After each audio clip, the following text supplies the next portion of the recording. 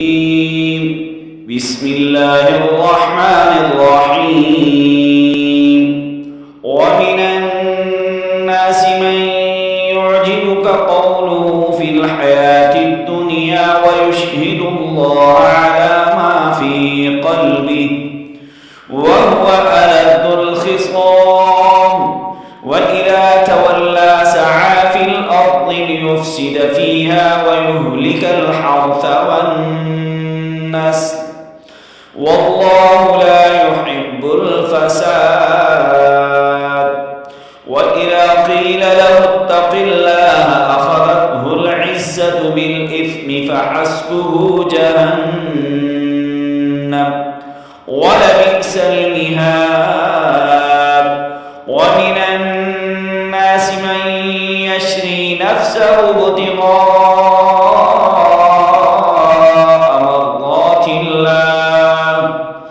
والله رؤوف بالعباد يا أيها الذين آمنوا ادخلوا في السلم كافة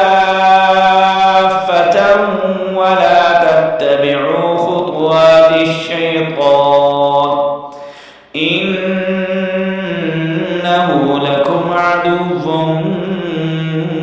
مبين فإن زللتم من